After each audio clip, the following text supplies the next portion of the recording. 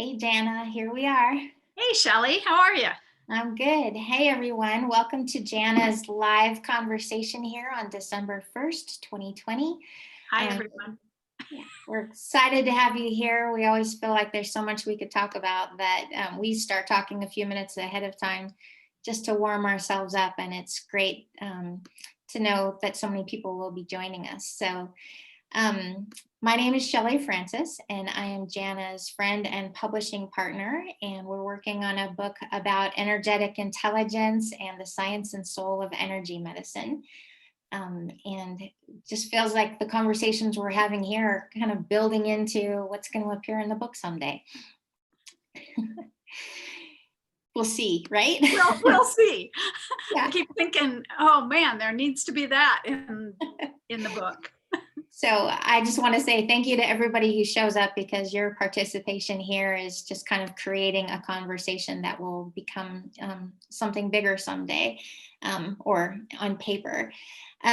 So for you, those of you who might be new, Jana Mall is the founder of Energy Medicine Specialists, which is an organization that exists to equip and train the most ethical energy medicine practitioners possible with tools. And so I want to say as a preview that in January, we're going to be doing a conversation to talk about Jana's vision for energy medicine specialists and the certification process that's underway and coming. So today, though, we are going to be talking about going with the flow, how to observe resistance and nurture resilience. And just some housekeeping while people are still showing up. Jan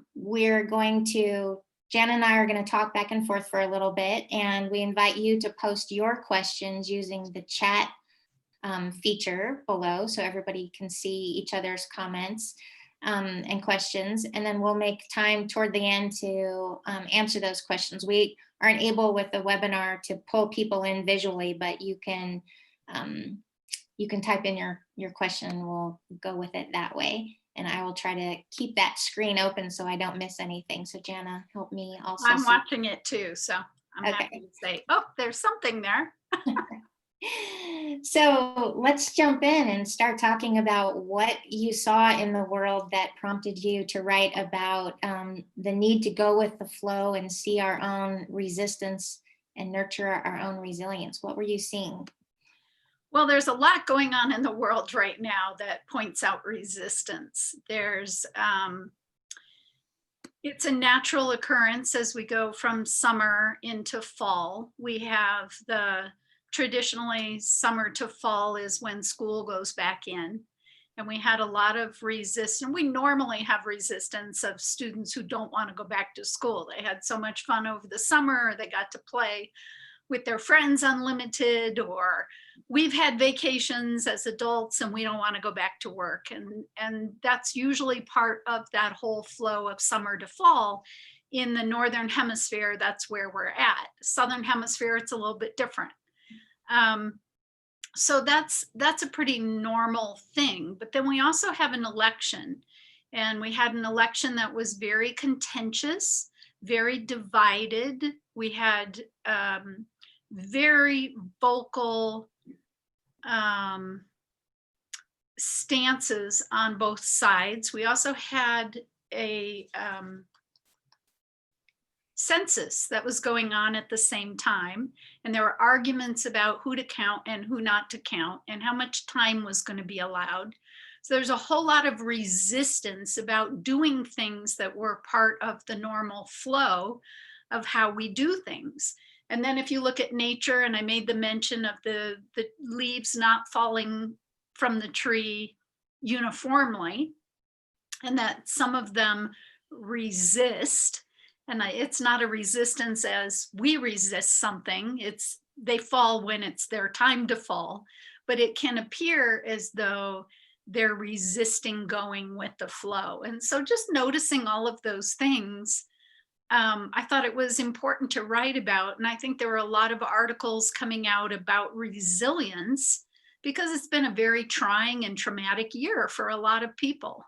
And how do we create resilience, which is the ability to survive very trying situations, finding your strength when you think it's gone, things like that are really what resilience is all about. And so if we're living in this chaotic time, which we absolutely are, and we need to create more flow rather than to resist the change that's coming, because change is always coupled with chaos or with resistance. And the reason is because we don't want to change. When things are going well, that's where we want them to stay.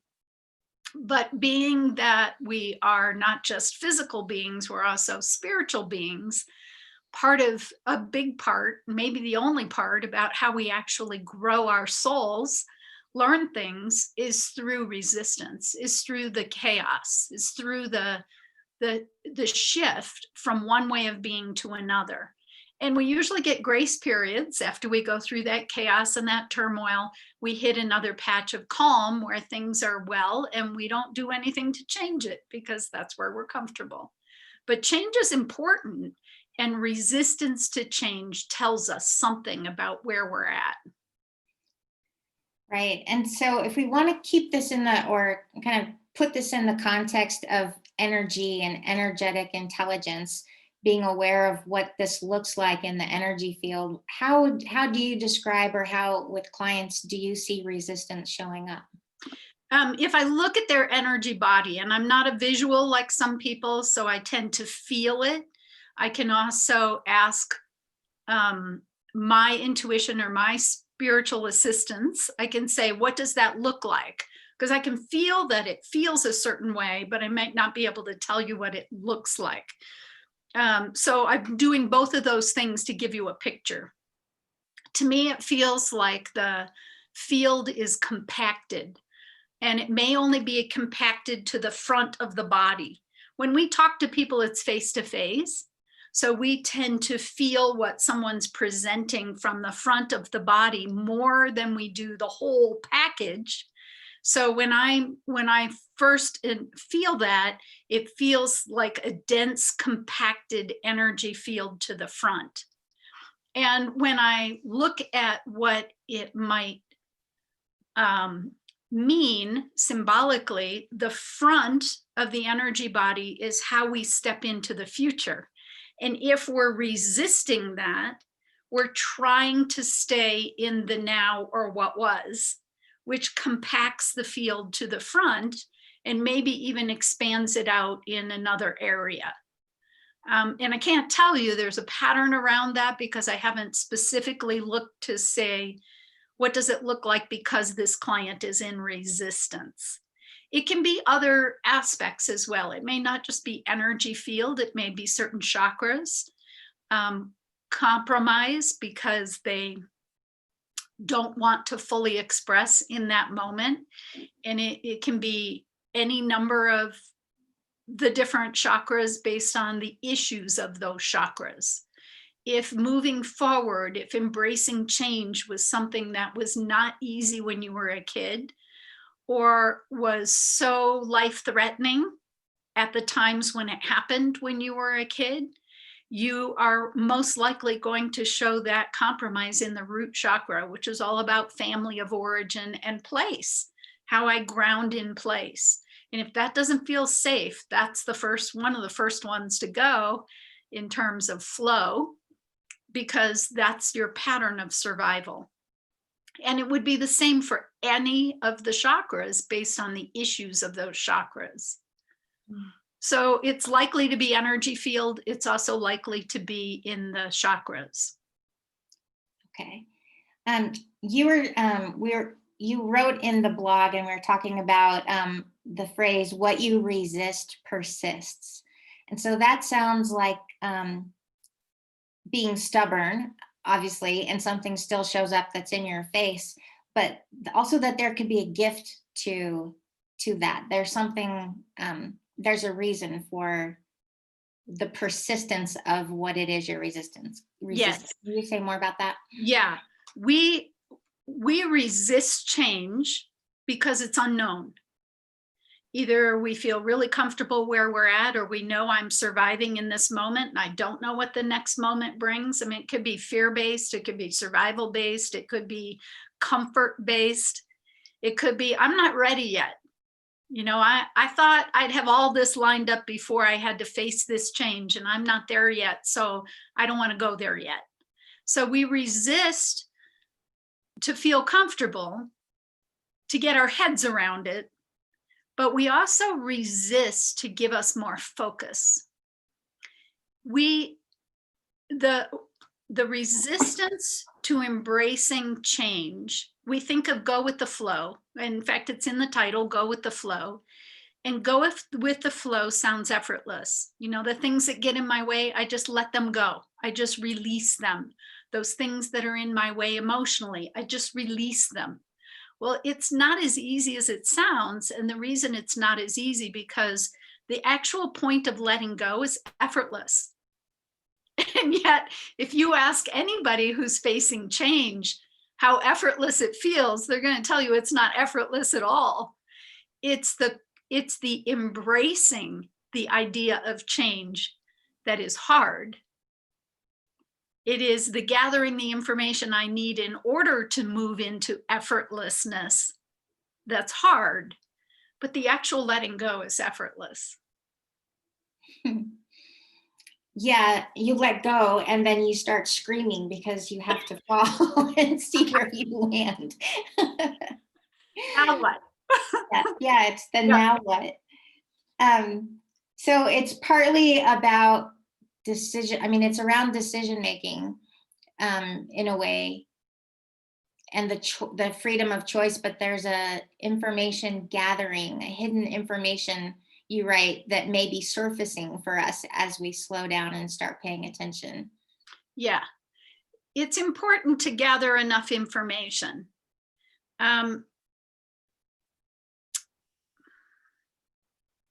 We will make decisions through our lives, and some of those will be the same decision in a different situation, and we'll have the same result. And after a series of those, we'll sit and we'll go, now, wait a minute, I've been here before. I've made the same decision before, and I've gotten the same outcome before, but I don't want the same outcome anymore. So now what do I do different? And that's when that information gathering can be very important, to be able to embrace expressing differently. Either my life expressing differently, my partner's expressing differently, my work expressing differently. Something needs to change in that moment. It doesn't mean we stop making decisions. We've made those decisions all along, but we've made them based on what I could handle, what information I had. Oftentimes what happens early in life when we make what we consider bad decisions is we think it's the other person's fault. We're the victim. And if we're the victim and we continue to be the victim of bad bosses or bad relationships or whatever, the outcomes are not going to be that different because we're committed to being a victim. However, subconsciously or unconsciously, that's happening. It's when we have enough information to go, oh, what did I do that put this in motion? What was I looking for that I thought this was the answer to? And what if that's not the case? What if I created this situation? And what if I chose differently?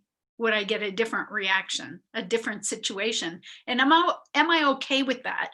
There's always this moment where, am I okay with letting go of what I know to have something different?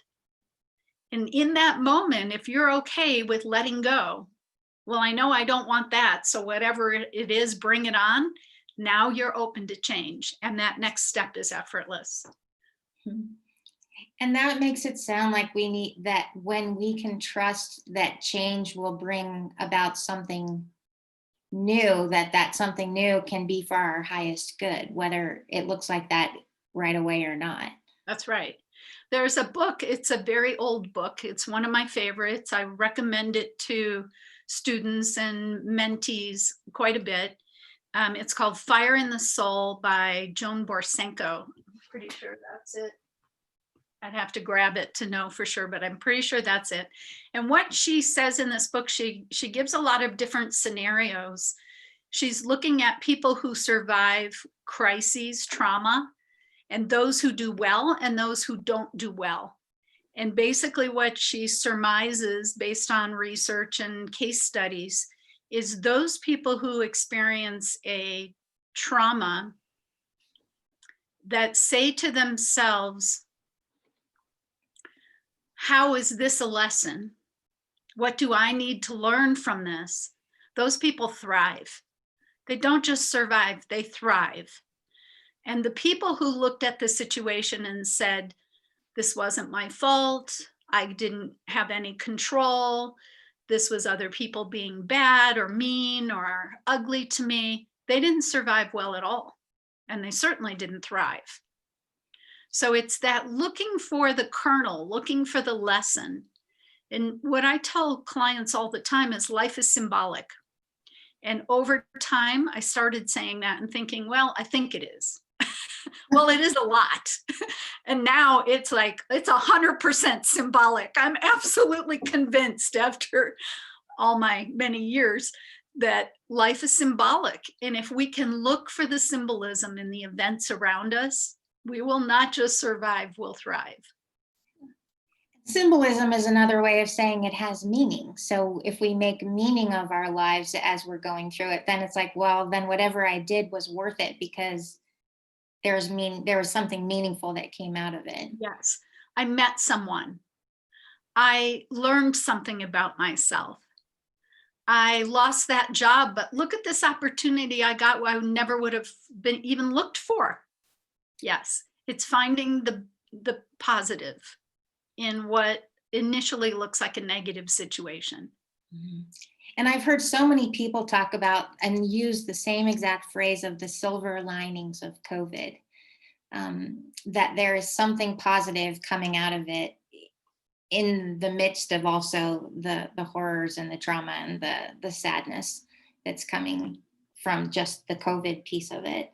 Why we know that's a big thing, why that's a huge silver lining is because it's hitting the whole planet at once.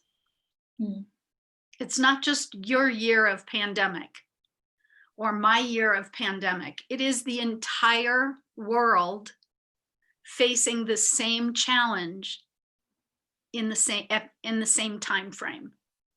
So the silver lining has to be that much greater. It's not what you learn, it's what we all learn. And then coupled on top of that, we have, if you believe in astrology, we have planetary formations which are highlighting our country specifically, sitting over the birthplace of our country and the capital, or the Washington, D.C., that's putting pressure on us as a nation to look at what is the lesson here? What do we need to shift, change, learn? How do we need to do things differently? And, the one thing you can say even this early on is this next president is going to be so very different than the last president.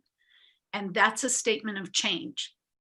And I've heard that the Pluto symbology is about change or die.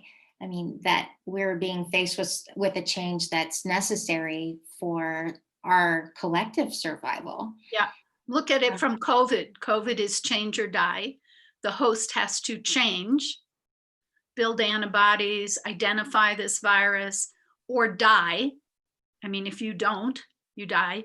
And it's the same situation they're talking about with our government, with democracy. Do it, actually do it, or kill it. Well, you can't do it halfway. You have to do it or die here. So it's a complete change. Death is another way of saying complete change. So there are things that are dying, which is another way of saying letting go, letting things die so that there can be new life and new growth. So, we're talking about the almost the gloom and doom of what we're resisting is persisting and it's time to shift. And your antidote to that is self-care. Yeah. And so talk about You mentioned that you had a question from somebody who was Yeah, asking you about what self-care looks like for empaths. yeah. The question is, as an empath, what are some creative ways to protect yourself when everything seems to affect you? From the newest COVID numbers, friends and clients' anxiety, and even the Hallmark movie. Would appreciate a few, as we are all different things. So that's the question. And um, I don't remember what I said to her exactly, but when we talked about this earlier, I was talking about how, well, what I've been doing in my blogs is outlining different ways to do self-care. And one of them was listing it by physical things, emotional things, mental things, or spiritual things. And what my suggestion to her was, which one of those do you resist doing? Which one are you least likely to do? Let's say it's physical. In the physical category is exercise. If that's the thing that you are least likely to take on as self-care, it is probably the one you need to do most. I would start there. And the reason is because your resistance is showing you where you don't want to change, where you're hiding information from yourself that will enlighten you and allow change to happen effortlessly. That feels like it needs repeating. Resistance shows us where we don't want to change. So that goes kind of back to, there's got to be a gift in there somewhere of recognizing, and that's why it's important to observe our resistance. Because if we just go and do the easy thing, that thing we're resisting will still persist more than likely. And it will likely come back around again, which is how patterns and symbology work in our spiritual growth work, is that, you know, we did a little bit of it, but now we tuck it away. And then of course, here it comes again. The next time, you know, big shift is happening, I'm going to hit up against that pattern again. And then I'm going to still see my natural inclination is to resist it. And if I stop and I say, no, why am I resisting that? What do I need to know about that? Let's say it's about a new job. Let's say that you've just lost a job and you're looking for the silver lining in having lost that job. You ask for it. You didn't like the job you were doing. It wasn't working for you anyway. But you're looking for the silver lining of it, and you think, oh, well, it's giving me an opportunity to go find another job. Well, yeah, it is. And what kind are you going to look for? The same kind you had?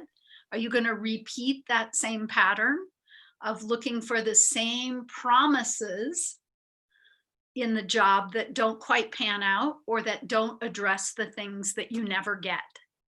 And so that resistance, if you were to go into that resistance and say, why am I resisting looking at this? What I most dislike about the jobs that I've had and the opportunities that aren't there. And if you really go into it, it's possible that you will see that growing up, you were never encouraged to go in the direction of your passion because it was different than everybody else's. And so now you hold an insecurity about actually getting the opportunity that would most serve you, because you'd have to face that stepping out alone, possibly drawing criticism. And when you go, oh, this is about me not believing in myself. This is about me not thinking I deserve to engage my passion through my work. Now, like the effort, it's effortless. Once you get that kernel, it's like, okay, yeah, now I'm going to say no to that for sure, because I know exactly what that pattern looks like. And oh, that opportunity, it's closer, but it's still looking a lot like that old opportunity. So I'm going to say no to that too. And then it comes along and you go, that's it. It feels effortless. And then you go, okay, that was a lesson about, am I going to take everybody else's assessment of who I am, or am I going to actually ask myself who I am and what I want and go for that? And that's the kind a big change that we're facing right now. That's why it took a whole year of being isolated at home to get in touch with your feelings so that we can come out the other side of this and actually have the life and the world and the nation that we want, that serves us. We have a question from Joe who's asking, Joe Hughes, so it's about knowing what you don't want to find, what you do want. It's about what you don't want and what you do want. Isn't that part of letting go of the resistance? Yes, many times we will resist change because we're not sure. We don't feel confident to admit to ourselves that we don't want what we've created. And once we admit that, then we're free to create what we do want. But we will create all kinds of limits for ourselves based on what other people have told us. You can't sing, you can't act, you're not pretty enough to do that, you're not that smart in math, so don't go in that area. Or, all kinds of people when we were growing up put limits on us that we chose to internalize or not. And it's not the ones we didn't choose to internalize that create problems for us. It's the ones that we chose to internalize that create resistances for our growth going forward. And that's why we need to look at them. Yeah. So the courage to look at those things and trust that what you find, you can carve away to find the real thing underneath, maybe. And it may be steps. It may be that you see that first job that looks better than the other kinds of jobs that you were getting, and you go, that's it. And your fear of being without a job says, jump. And you jump and you take it. And 6 months later, that job is gone. And you go, oh, it was a placeholder because I had too much fear to actually see what I wanted to manifest, what I wanted to come my way. Yeah. Remember, life's symbolic. So if this job is representing something, if it's symbolic of something, I have to give it meaning. What's it symbolic of? Is it symbolic of my next step? Do I need to do it in little pieces to understand all of it? Is it symbolic of I'm not yet ready? Is it symbolic of the job that I really want isn't ready yet? And I need to stay busy or I need to pay my bills? Mm-hmm. What's it symbolic of? You give that meaning. Yeah. And that really leads into resilience. Mm-hmm. Because it's our resilience that allows us to get from A to C.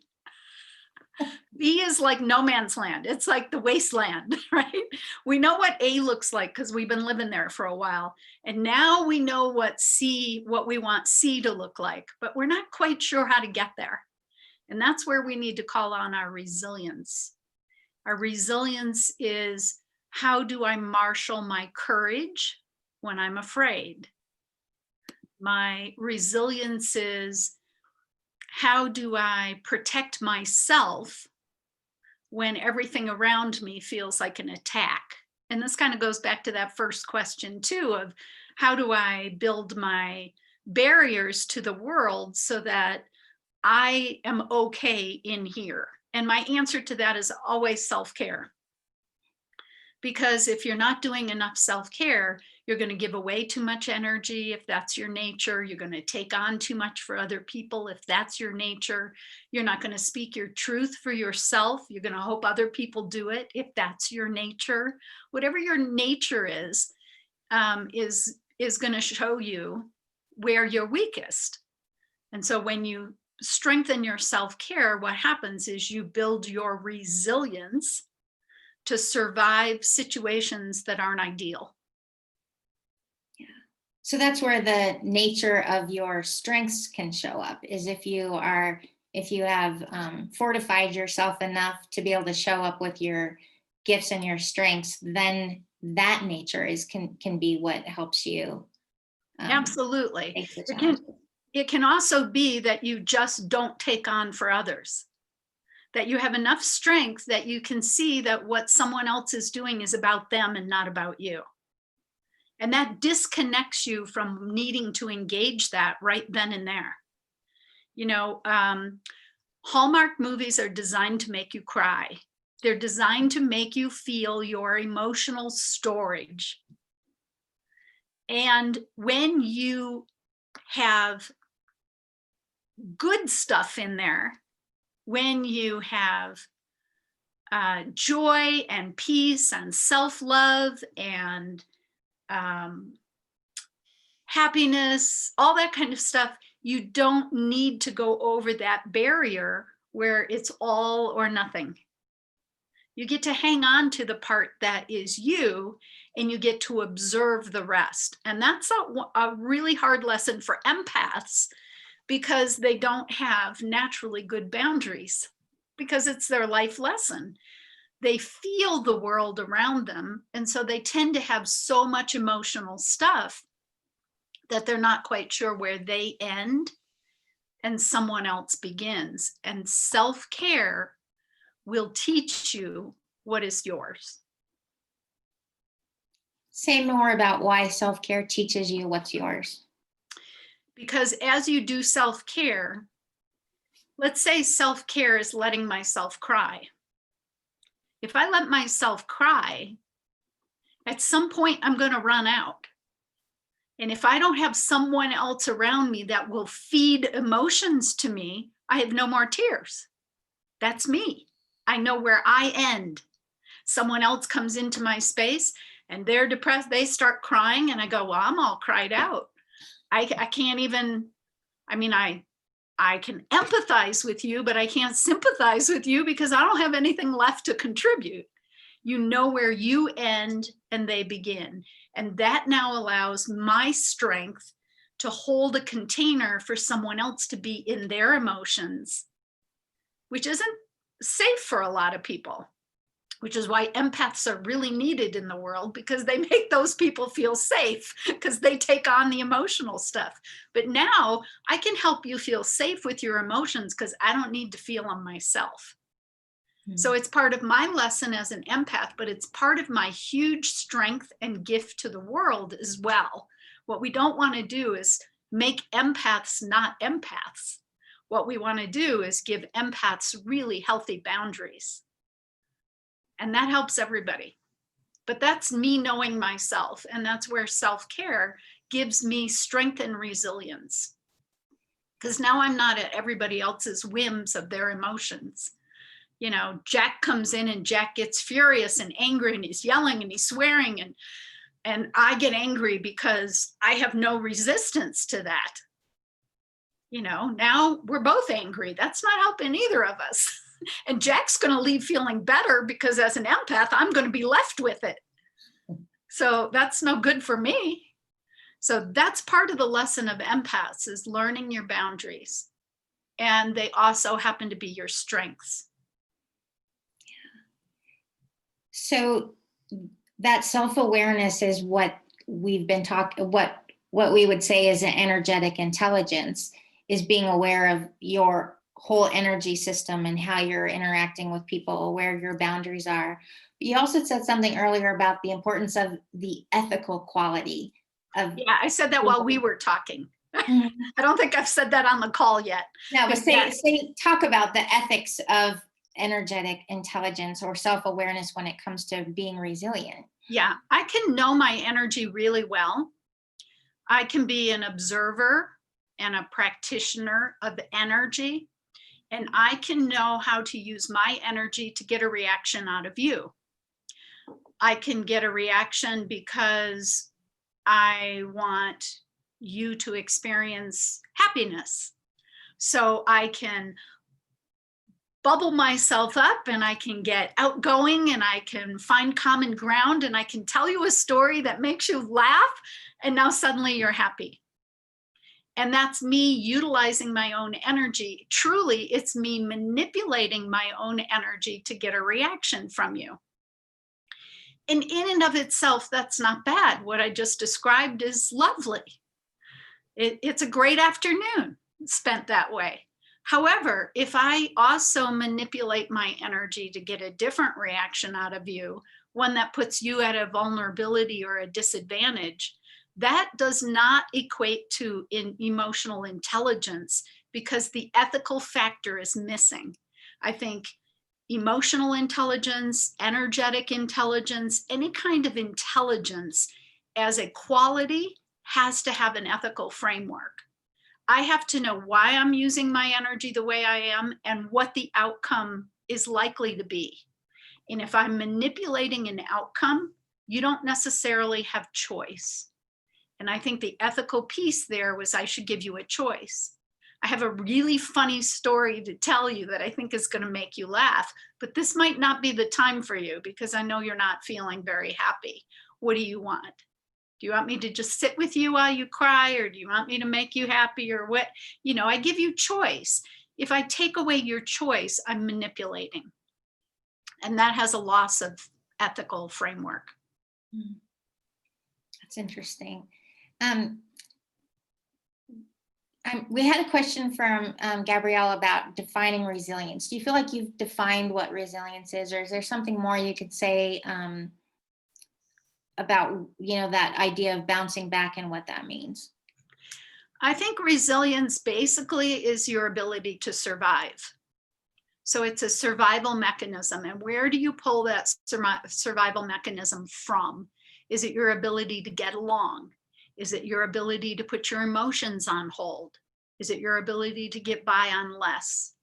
Is it your ability to utilize your contacts and your friends and family to help you in some way?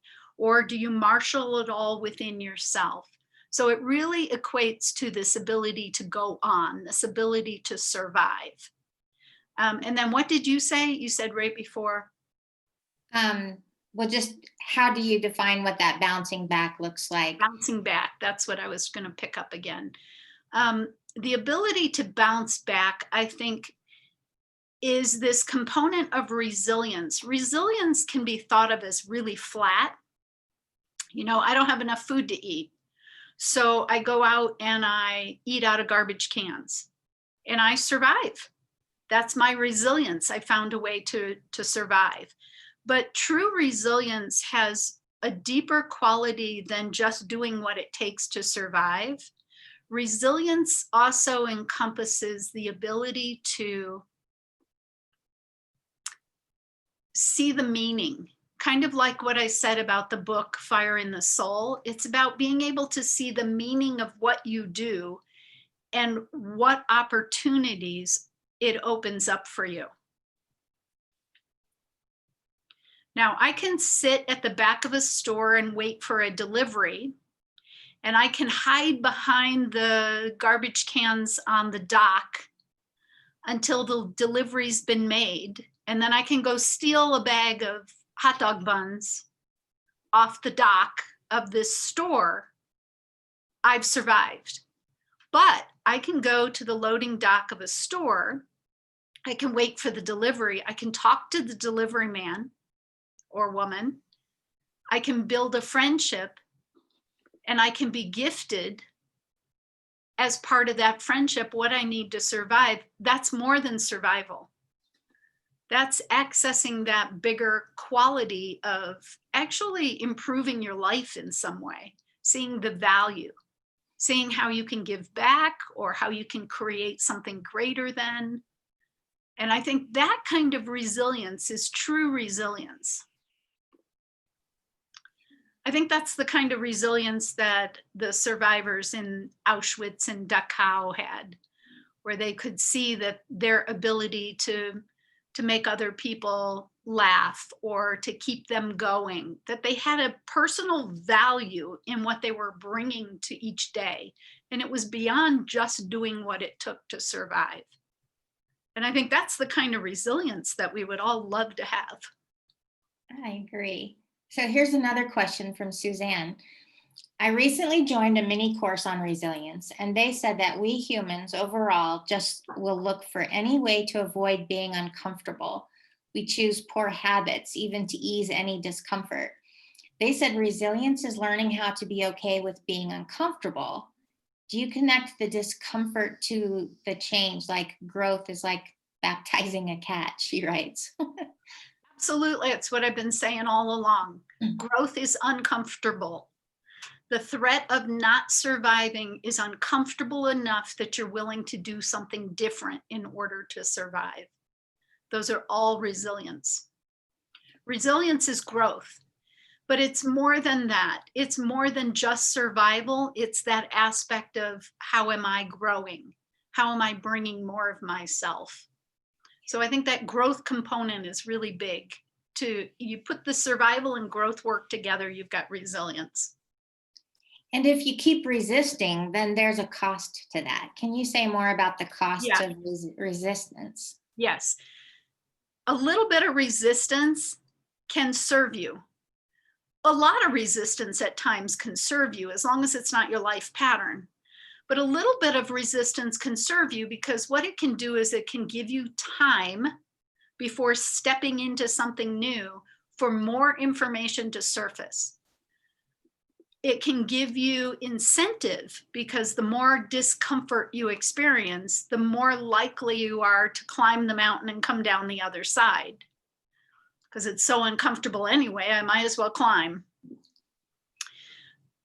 The long-term resistance has a cost to it that, well, energetically, now it's so hard for me to create change that I'm now making comfort out of discomfort.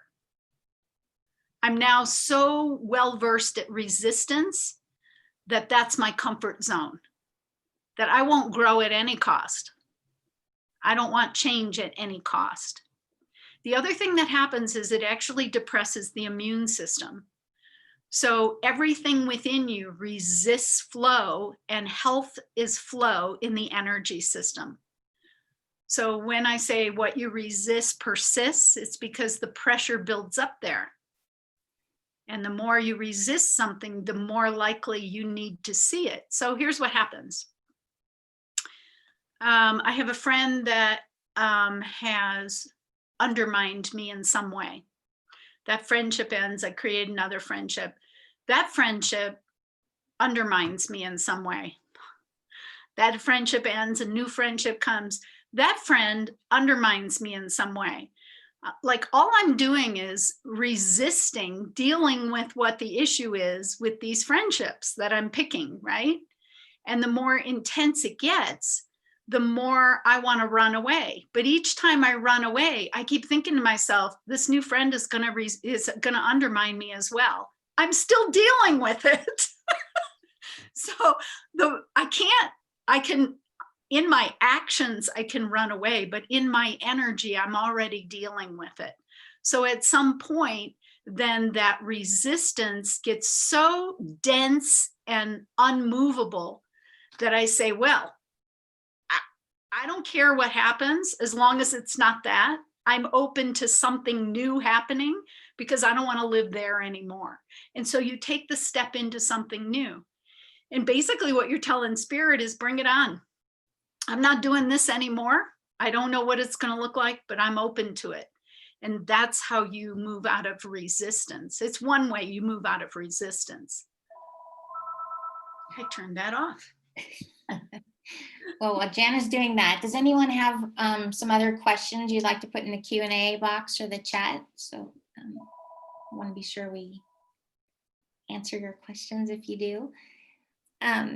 So Jana, what are some of the ways that we can pay attention to what our resistance, how do we notice what we're resisting or pay attention to that? I mean, like my first thought is maybe it shows up in our dreams and we journal about it. Yeah, that's one way you could start to notice it. You have to be someone who remembers your dreams and then will journal about it. And oftentimes debriefing that with someone can be really helpful because other people can hear layers of awareness in there that you might not hear yourself. So joining a dream group or one of the things we do in Cutting the Ties is we also analyze dreams that are occurring with the growth work. So it's a real positive addition to understanding what's going on. If you look at that list of self-care, which, and one of them, I think it was last month, I broke it down: physical, emotional, mental, and spiritual. And if you look at which ones you tend to engage more often, and ask yourself, are they being effective? Are they actually being effective for me, or are they ways of me engaging resistance? And then you have more information, and you can say, well, I'm gonna switch it up this month. I'm gonna join an exercise class where I have to go 3 times a week and I have to do exercise, and see what difference that makes. Or I'm gonna commit to getting 8 hours of sleep a night. And even if I don't actually sleep, and I'm gonna do some things, actually choose some things that help me sleep. I'm going to listen to a certain vibrational music that's been shown to engage sleep brainwaves. I'm going to, have warm milk, or I'm going to, whatever it is that you're going to do, it's not just one thing. Oh, well, I'm going to go to bed and spend 8 hours in bed every night, but you're actually going to engage it. You're actually going to commit to it and see what kind of changes that makes for you. We tend to resist the stuff that's likely to be the most effective. And we choose the things that are the easiest for us to do. Yeah. So that just reinforces really the resistance or the lack of change when we don't. Yeah. For someone who's really mental, writing about it, talking about it, very easy. But what does mental do? Mental covers the emotional. It's a way of disengaging from the emotional. Now, the two are closely associated, and a good therapist will take a talker and help them feel what's underneath it. But most of the time we choose talking or writing about it because we don't have to feel it. Anytime you allow space to go into the more discomfort, the areas that are less comfortable for you, you're going to hit up against the resistance and find ways to break it down more quickly. Ellen has a question saying, does long-term resistance lead to joint problems like arthritis? Do you notice specific ways that resistance shows up in the body? The technical definition of resistance is to fight back. And if you look at what arthritis is, it's your joints fighting you. But what I found energetically, and yes, there's probably a component of resistance in there. The association I found with arthritis is that one or both of your parents had it. And it is a pattern of taking on and carrying the ills of the world. So if it's my job to, be responsible for everything and everyone around me, then that pattern tends to be packing it in the joints. The bones are the hard parts of the body, and they are resistant just by definition. They are the resistance in your body. So it makes perfect sense that there would be a disease process that you could align with an energetic process of holding on too long. I mean, even if you look at arthritic hands, or feet, they look like they're gripping for all get out, I mean, they're not letting go for anything. It's definitely an act of resistance.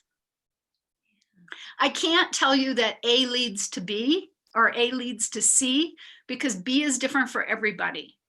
But I can tell you that it makes sense. And if life is symbolic, I bet you'll find quite a few people that have that association of resistance and arthritis, resistance and bone fractures, calcifications, any of the blockages in the arteries, those are resistances. It can be anywhere in the body. Okay. Well, we have a few more minutes for more questions. If you have anything else that you are thinking about, I just wanted to, here comes a question from David. Shall receive. Thank you, David. What internal dialogue do we need to summon to trust we will grow through our resilience? Yeah, there can be a lot of fear and lack of trust. Say it again. What is the? What's the internal dialogue we need to summon to trust that we can grow through our resilience?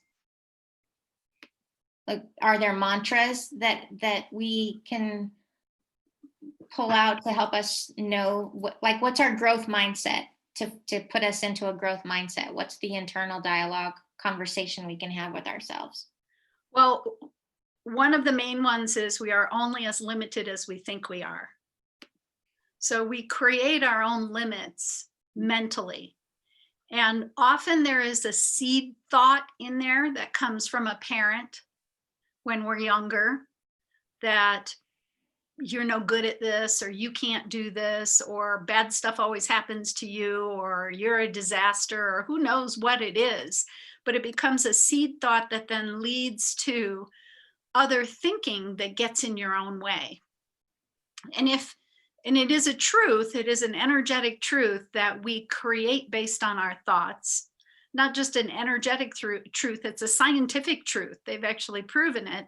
So if we are what creates the barriers, then the dialogue to summon is anything that counteracts that. So I talk about truth with a little t and truth with a capital T, and divine truths are things like I am worthy, I am capable, I am loved and loving, I am worthy of respect. All of these are truths. And if you find the ones that are opposite to those will be your seed truths that you've been given. And creating mantras to put the opposite, the true divine truth back in there, can really be the dialogue to summon your resilience.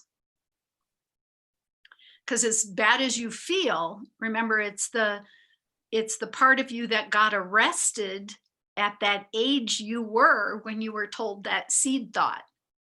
So if you were 5 and you stole a gumball because there was a big tray of gumballs there, and you were through the grocery store with your mom, and you got home and your mom said, "You're an evil, despicable thief. You always expect people to give you stuff. You don't ever pay for it. You don't ever earn it." And that becomes your seed truth. That part of you that believes that will be 5 years old. And so that's the part that you need to talk to. You need to talk to that 5-year-old and say, you have this wonderful ability to take opportunities. And it hasn't always served you, but it is one of your biggest gifts. And now you can learn what opportunities benefit you and what opportunities don't. And you are worthy of love and respect. That 5-year-old now is like, that was an opportunity. Took an opportunity. It didn't pay out very well, but I took an opportunity. I'm creative, So, but the soul gets arrested by these things that get layered in there. Thank you. So another quick question from Joe is, what's your take on high blood pressure or digestive issues? And where does resistance show up with those maybe? Definitely high blood pressure is a resistance. It's a resistance in the system. There are a lot of different things. I mean, it's hard to talk about this and not get into the energetics of it, really, when I know that's part of what we're talking about, but sometimes a blog feels so flat, like it's about this, but it actually has to fit in my energy practitioner knowledge as well. The low back, at the low back, there's a chakra called the Meng Meng, and it's in pranic healing, which is Malaysian, I think. And they believe that that is the origin of blood pressure. And so if you hold the low back with your hands, palms of your hands over that area, with the intention of allowing unpressurized flow, right? Because you've put yourself under pressure. When you talk about high blood pressure, you've actually put yourself under high pressure. And it's for something. It's because of fear that I'm not going to accomplish everything that I need to accomplish, or whatever it happens to be. Maybe it's more chemical than that. You like some kind of food that doesn't sit well with you. I don't know. That's not my expertise, but I do know that you've put pressure on yourself. So this is a way to relieve that pressure. Another thing is the crown chakra, the very tip of the crown, also regulates blood pressure.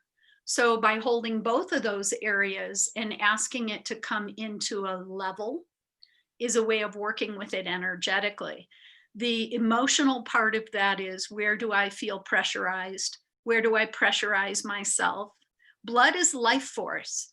So where do you feel that your life force doesn't carry enough power, that you have to increase it? Or where are you carrying responsibility for everybody else that is putting too much pressure on the system? It can also be a mental belief system that I'm not good enough unless I'm working myself to the bone, to the dog, like a dog. And it can be a spiritual thing where this is a lesson for me to learn about my true life force and how I want it expressed. So it can fit any chakra, although it's likely to be in those two chakras. This is the back of the sacral and the crown chakra.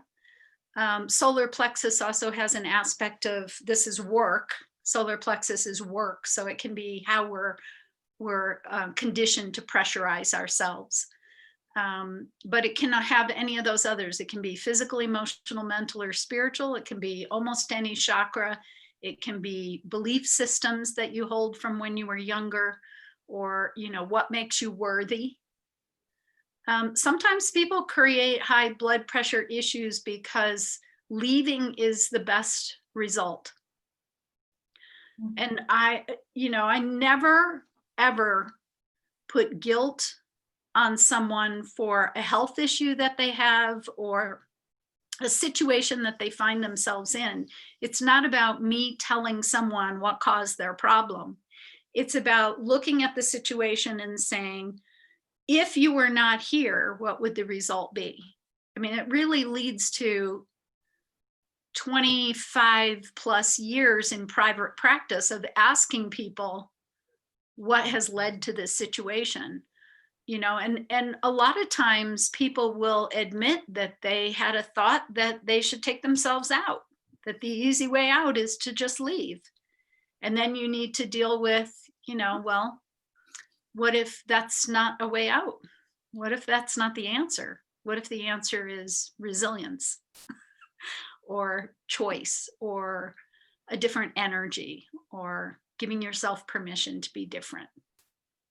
So this is like trying to put the big ball of healing energy into a little 1 hour call, but there's a lot that goes into it. And sometimes it feels like it's this little piece with this answer to this question, when in truth, there are so many layers of things.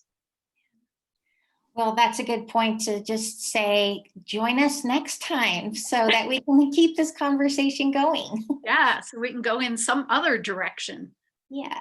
So this will probably be the only one we do for December, but we will be back in January for more conversation, as well as probably a special conversation just about energy medicine specialists and your vision for your classes and where that's all going. And remind people, if you haven't read it yet, Jana's blog is out there where she has some specific tips on ideas for health, self-care, and building your resistance. And I love these 7 suggestions. Building your resilience. Resilience, I'm sorry. Don't build your resistance. Resistance can be good. Just I can't use that word without like resilience. Resistance is futile. that phrase. Anyway, thank you so much for joining Jana Mall and me on this call. And may the light of December go with you, and we'll be back. So thank you. We'll see you next time. The solstice is the 21st, and it's a really big astrological time for moving into the new year, more so than many years, even though we always think of December being a big time to set your intention for the next year. But we're actually moving into the age of Aquarius, that we've heard about in songs and people have written about. And so that's creative. So it's about looking at how do I get my creative juices flowing. So it's a good time. Great. All right. Well, thanks All right. everybody. Happy holidays, everyone.